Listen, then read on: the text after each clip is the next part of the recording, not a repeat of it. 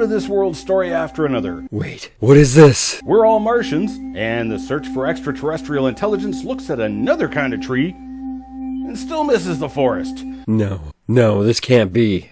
No, say it isn't so. This is Genesis Week. Wazoo! Wazoo! Wazoo! Wazoo! Wazoo!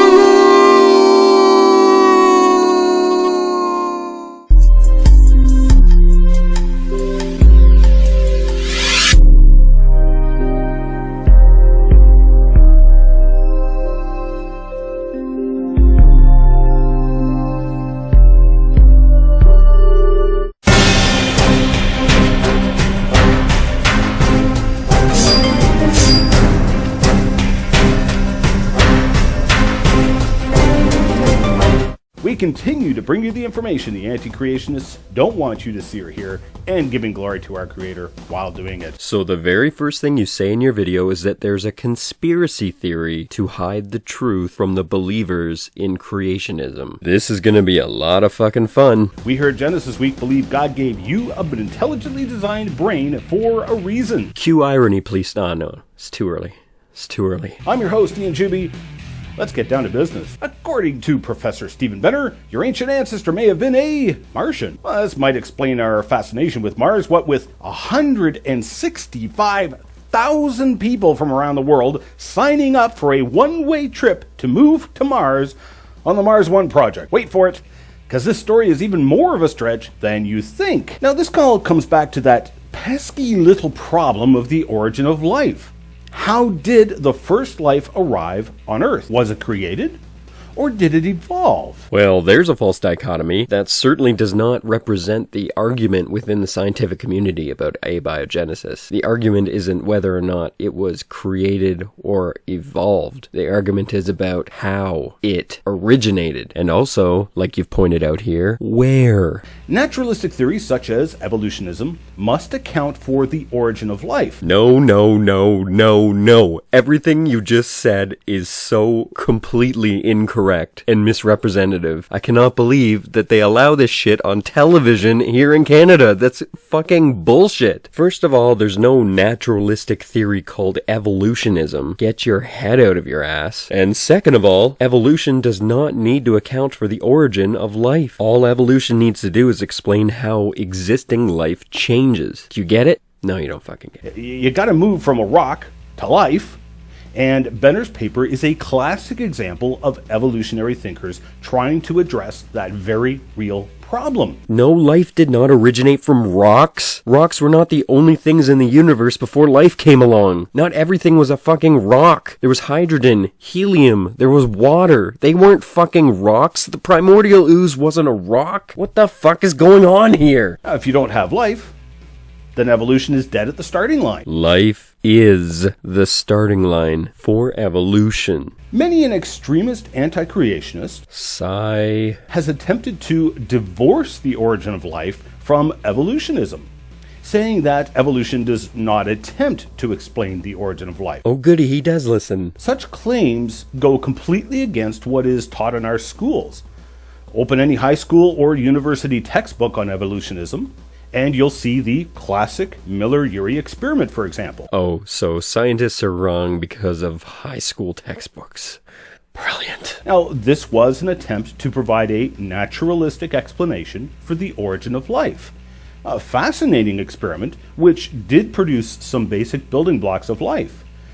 In a toxic brew of tar and carboxylic acid, which would stop formation of any life, or kill any life that was in it. Perhaps you're not familiar with the idea of a proof of concept. All this proof of concept meant to do was to show that these elements, these proteins, these molecules could form on their own without intervention or direct intervention. Now, the fact that they actually came out in a toxic goo is somewhat irrelevant because we don't even know what the conditions were like on Earth at the exact moment that these proteins and molecules started to bind. In fact, they might have actually formed in this exact same goo. What this all boils down to is chemistry. Can they chemically bind on their own? And this shows yes, they can. It's possible that they did form in this actual exact same goo and then at some point separate evaporated, and then life started to form outside of that goo. Or God did it. Now, you certainly can't call those basic building blocks life. Ding, ding, ding. I mean, this is akin to somehow making a pile of bricks, and now how do you convert that pile of bricks into the Empire State Building? By completely natural processes. No intelligence allowed.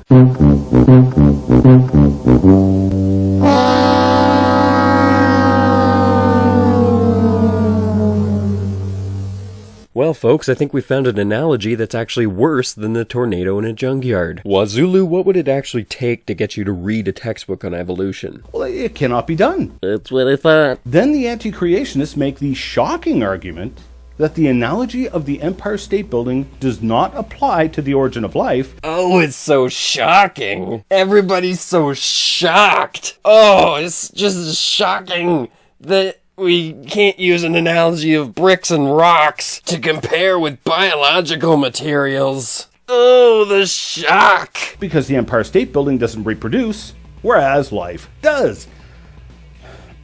What? I mean, that's just the point. Would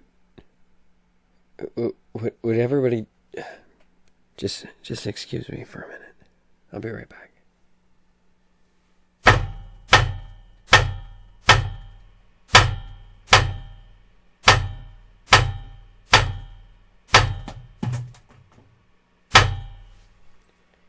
Okay, what are we doing? Play the clip, Johnny. Tell me, which would be more complicated?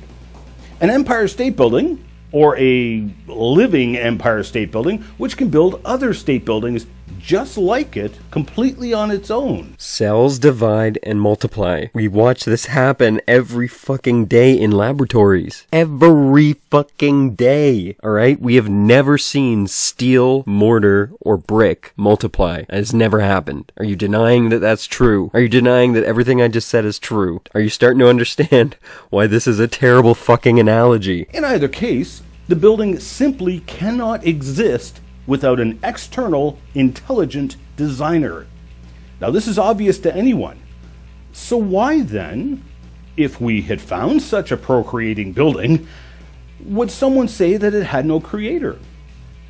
That it formed by natural processes and had no intelligent designer? You would say that person is either crazy or has ulterior motive. Find us a building that procreates, and then we'll have that conversation. Until then, you are completely wasting our time. And so we come to the human being. Astonishingly complex creatures, not just biologically, but with incredible intelligence, free will, emotions, a psyche. Deep down, we resent our creator. We resent that there is a creator and resent that we've been put on this horrible earth. And so we have a tenacious internal drive, a subconscious ulterior motive to deny the obvious. Irony, please? No. Still too early. Still too fucking early. To deny that we have been created. Now, I hope you'll pardon my bluntness, as all of these statements apply equally to myself. I, too, am subject to the same human drives, passions, phobias, etc. I've seen the power of the human mind to blind itself, and I have never seen it rear its ugly head more so than in the inner conflict caused by the obvious design of life, which demands a designer. Sorry, which inner conflict is that? Is it inner churches or what? Because it's certainly not inner science. Science doesn't deal with unsubstantiated claims. Now, this conflict causes people to make statements that are obviously true, such as life looks designed, but that very same person will turn around and flatly deny what they just said was obvious. They will adamantly claim that life was not designed. In order to do this, they must now account for how the first life arose. Why must? I mean, it's not like we're not trying, we are trying, but why must we? What are the consequences of not proving it? Are the consequences that we need to concede God? So we come to yet another argument that basically boils down to we don't know, therefore God. That nipple's still up for grabs, folks. You cannot separate evolution from the origin of life. and honest evolutionists have admitted this. Well, abiogenesis is a type of evolution, I suppose, but you can easily separate the two because what we call evolution today is just the origin of species, not the origin of life. It's included in our evolutionary textbooks, as I show in Crevo Rant number 63, Evolution and the Origin of Life. As I also document in my Genesis and Aliens DVD, the idea of aliens was inspired by evolutionary theory.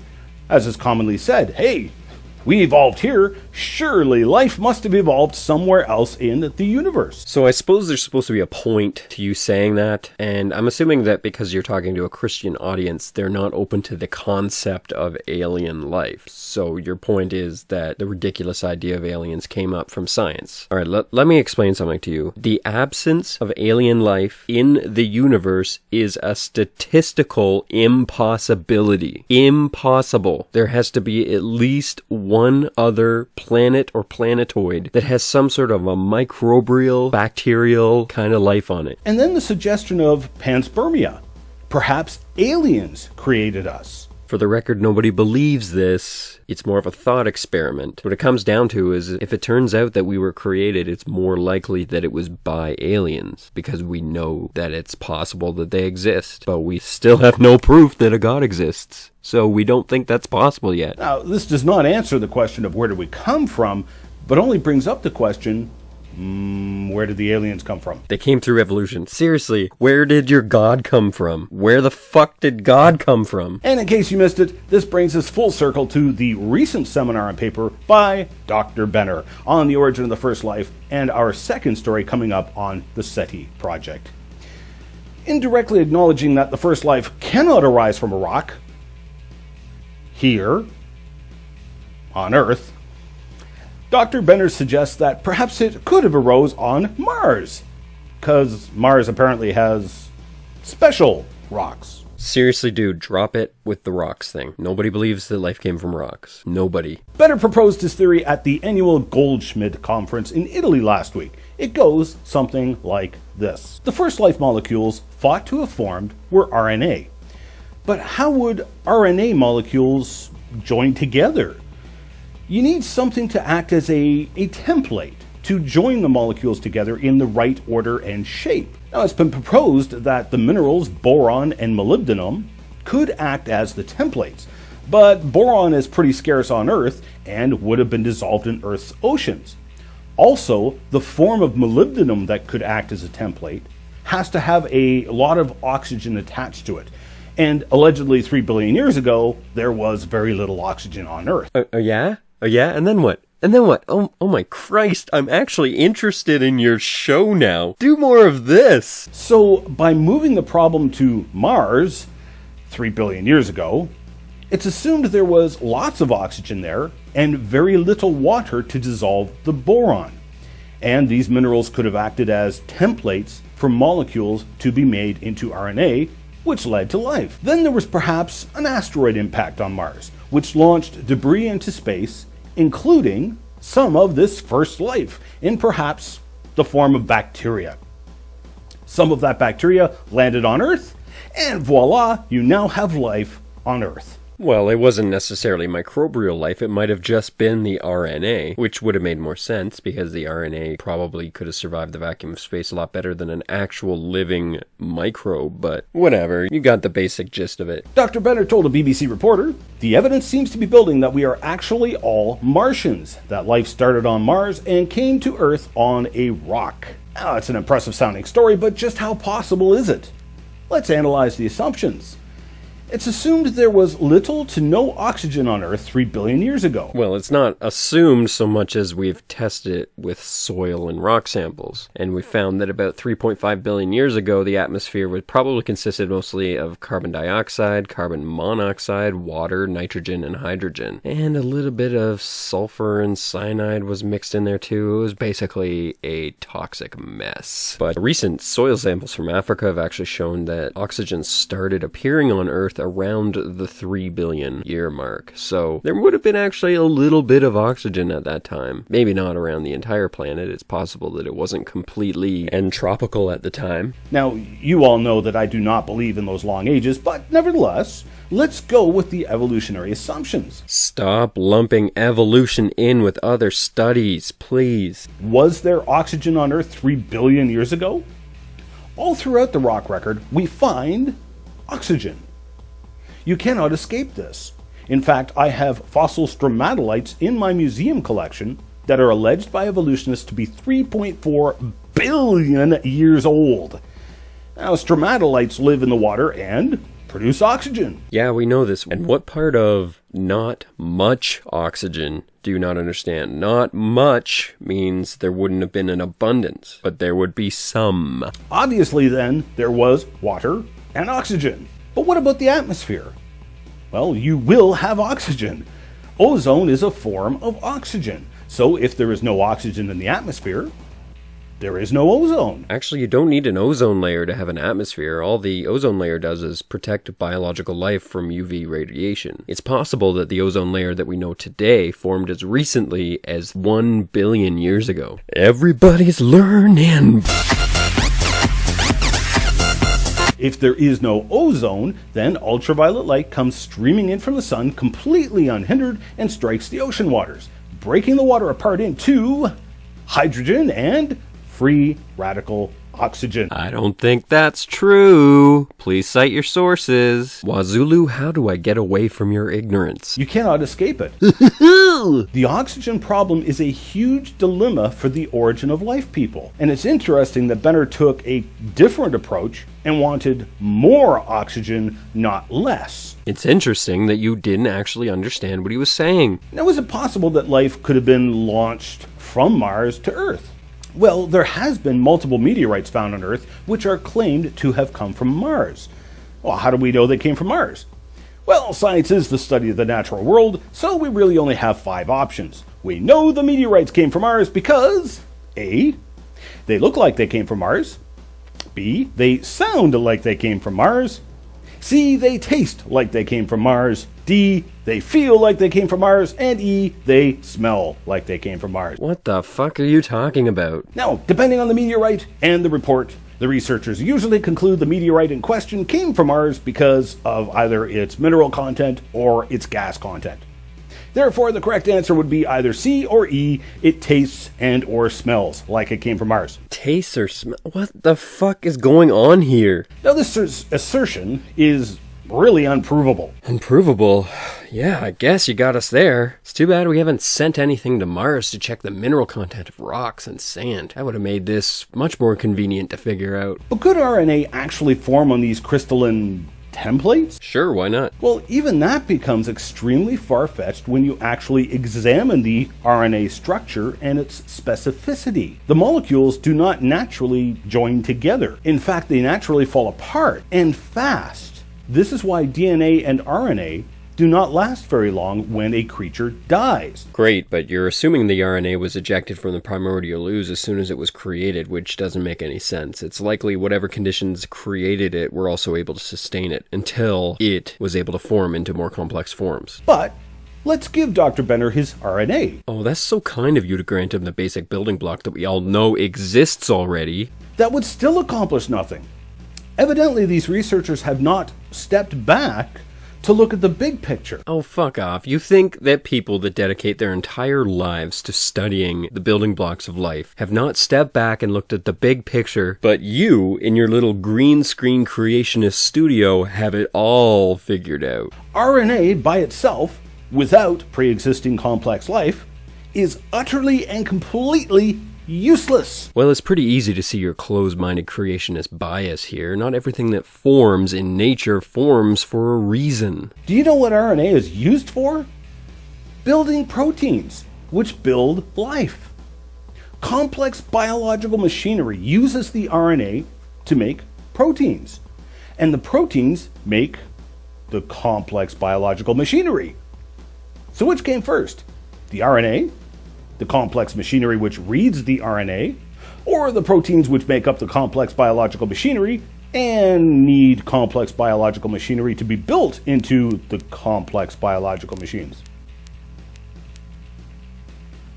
Well, hey, I got an idea. Instead of playing the we don't know, therefore it couldn't happen game, let's play one of my games. It's called the let's come up with an idea of what might have happened.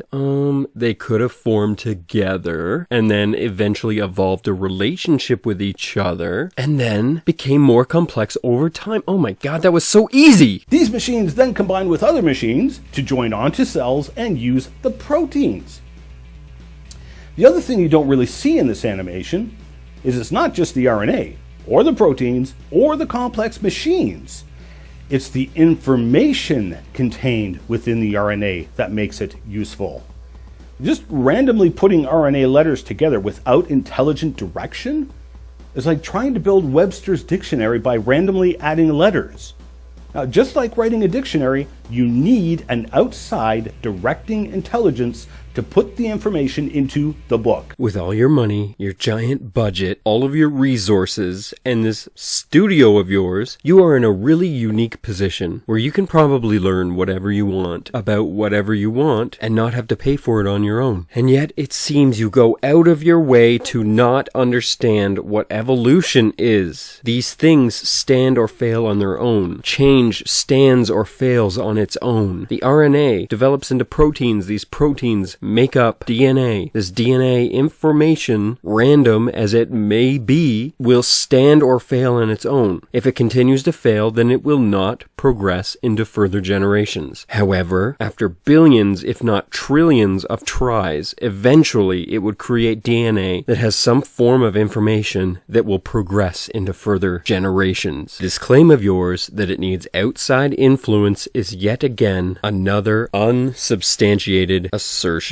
Now, when you see a book, you know that the book had an author. Well, it's the same with RNA. All of this screams of the need for an incredibly smart outside intelligence. An intelligence vastly superior to all of our best minds on planet Earth put together. The first life requires a being of supernatural intelligence. No, all he's shown is that we don't know. That doesn't mean God. Dr. Benner has not even come close to proposing how the first life arose. Instead, he has inadvertently admitted just how impossible it is to happen without an intelligent designer. I would suggest to you that rather, this is all-powerful proof of the fact of our Creator. It is also revealing of his character and qualities, his attention to detail, his power, his intelligence and knowledge. But just who is that Creator? Brahma for the win, y'all! Well, when E.T. phones home, he no longer has to worry about just the NSA listening in on his conversation.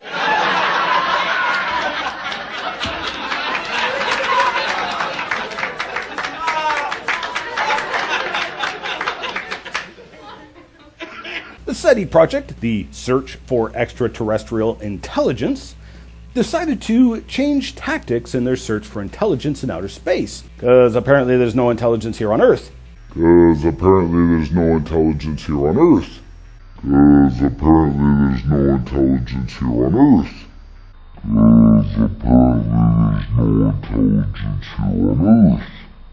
We'd previously talked about the SETI project on Genesis Week, a strange project which seeks evidence of intelligence by listening for electronic transmissions from deep space that show evidence of being intelligently designed.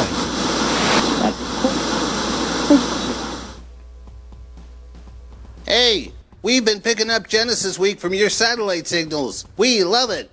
It's way better than that Simpsons show you guys send us. I hate to break it to you, but that's not saying very much. The SETI group has decided to broaden their horizon and spectrum by tuning into laser light instead of just radio waves. Perhaps ET is phoning home using light waves instead of radio waves, and we should be on the lookout for intelligently designed communication using laser beams. That's awesome, because light waves travel way faster than radio waves. Now, the irony has apparently been lost on the SETI group, who has vociferously opposed the intelligent design movement, saying intelligent design is unscientific. Yet they then use the scientific tool of intelligent design, saying that it is scientific and possible to recognize design in a radio wave or laser beam. And yet life, which is astonishingly more complex than silly radio waves or laser beams, somehow does not indicate an intelligent designer. Oh my fuck, how could you not understand what they're saying? It is easy to see intelligent design through the electromagnetic spectrum. If you point a radio transmitter at a star, you'll hear just random static. But if you turn it towards a radio station, you'll hear the soft classics of the 80s. So which one sounds more intelligent? Random static or Kenny G? Well, that's not a really good comparison because they're both pretty unintelligent. But Kenny G was the answer that I was going for. But the light waves we receive from space are just solid or random, no pattern. But if we were to find a laser light that was beaming a pattern, something that was clearly designed, then we would be able to say that that was intelligently designed. We're not saying that it was created by some ethereal sky daddy. We are saying that a person created it. Completely fucking different. If somebody started flashing a flashlight at you in Morse code, you would know instantly, well, if you knew Morse code, that that was an intelligently created message and not just random flashes. Today's shout out is for Number One Son. His videos are awesome. Number One Son can be accredited with giving me my big break. He gave me my first official shout out, which got the attention of the living dinosaur, who also shouted me out and then got me like 5,000 subs. But Number One Son, everybody! I hope you see the point I'm making here. These are very intelligent people. Why on earth would they contradict themselves in such stunning fashion? To openly criticize and ridicule those who say complexity is an indication of an intelligent designer, only to then turn around and say complex radio waves and laser beams are an indication of an intelligent designer. It's not a matter of complexity, it's a matter of intent. It's clear in many cases that patterns are intended as messages. If you keep going back to comparing this to DNA, where in the DNA code does it say, "Hi, my name is God and I created you"? We haven't found that yet. Well, there's no other way to put it. It's hypocrisy. Why? See, this is very much like the entire debate surrounding evolutionism. Science has nothing to do with it. This is philosophical in nature, hitting home at the very core of human nature, which resents and wants to reject their creator. You're right. Everybody, we should stop rejecting Brahma. Now, as a fellow human being, I sympathize. But denying the truth of the creator does not make him go away. We were created, as is evidenced by the complexity of life that demands a designer. Who is that designer? None other than Jesus Christ. Not even in the Bible does it say that.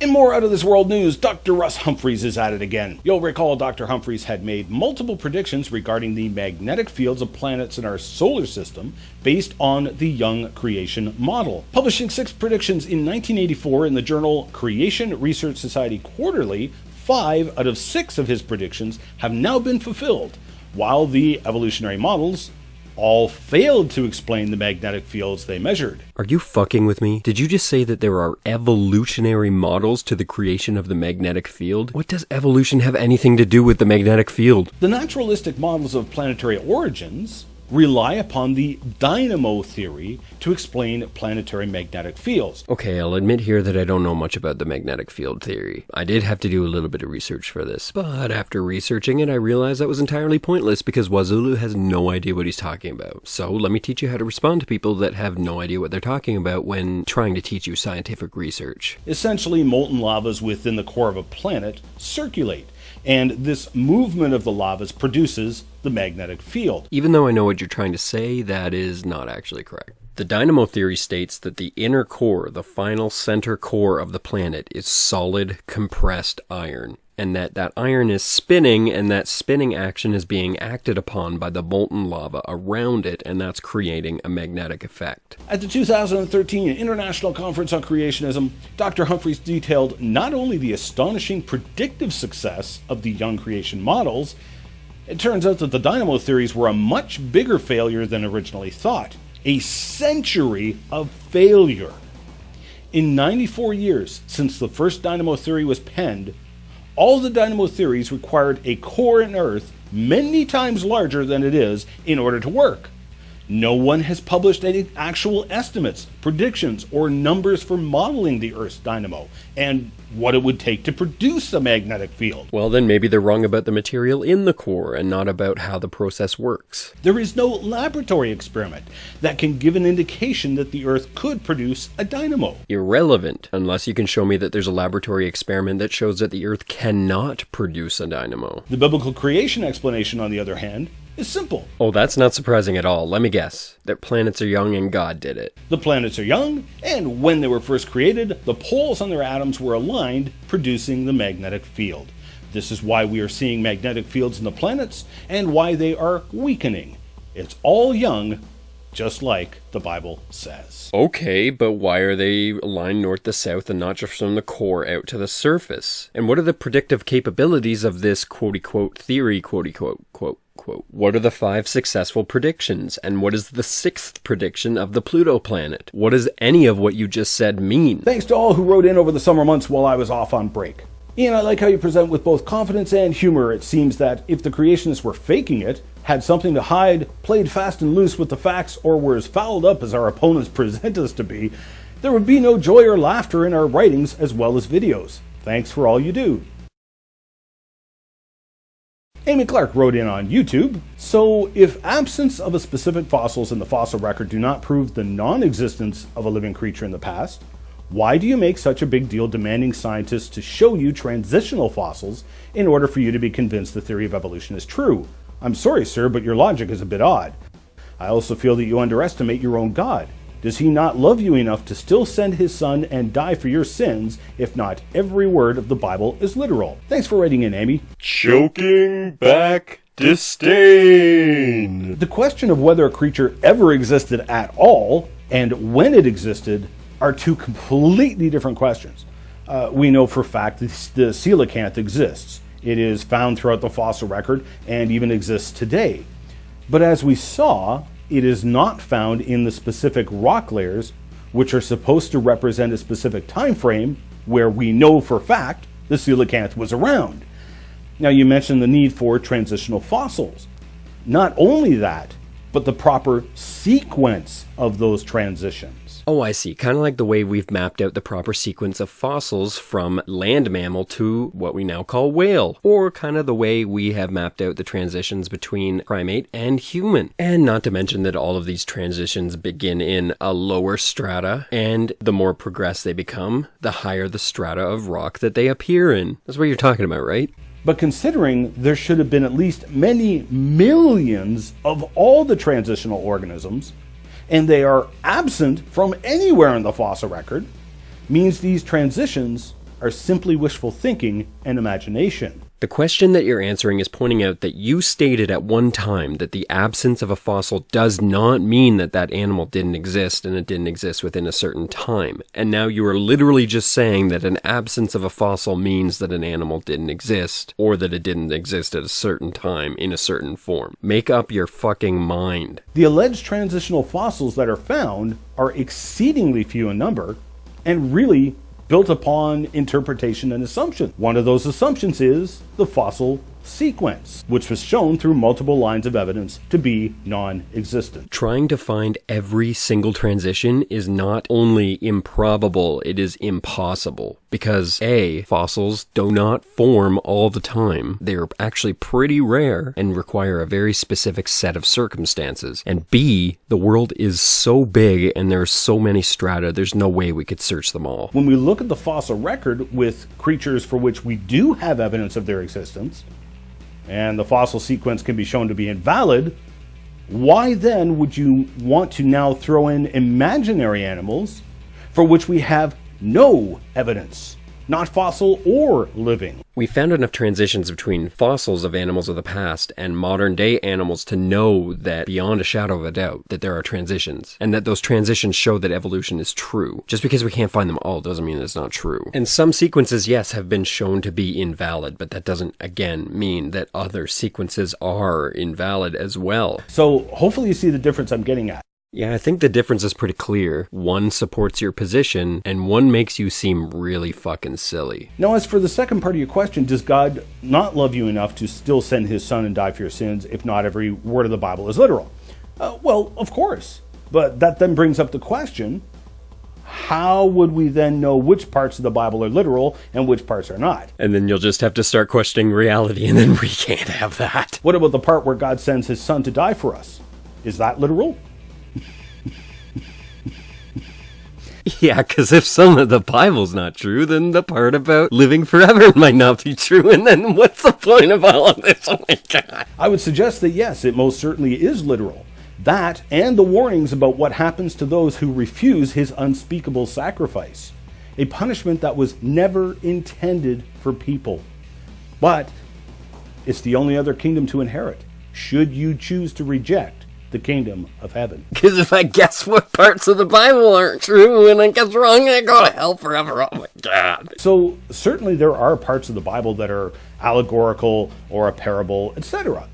But especially when it comes to eternity being on the line, I want to be sure I'm not assuming incorrectly about what's literal or not, wouldn't you? Wait, so there are allegories, and there's poetry, and there's parables that aren't quite true. How do you know that those parts aren't literal? Another brilliant video, Ian. I really enjoyed this one, particularly the geological column explanation. Love and blessings to you, my friend. Keep doing what you're doing because you do it so well. Wonderful. I am continually amazed at your great communication skills. I love the mix of humor, neat graphics, and just plain facts and science in logical progression. Looking at the data only, it is obvious Darwinian evolution is impossible. Data from the fossil record as you show it here and now, with the admission that there is no such thing as junk DNA, makes belief in a common ancestor of all living things an anti-science proposition. Keep up the good work, Ian, and all the best to you. Look behind me, everybody. The planet is spinning the right way. Are you happy now? I had to change the direction of the orbit of the space station. Lots of people died. It was fucking horrible, but these are the things I do for you people. I'm your host, Ian Juby, reminding you of those words of warning and comfort from our Creator, the Lord Jesus Christ, who said, I am the way, the truth, and the life. No man comes to the Father but through me. And apparently Jesus also said ignore reality.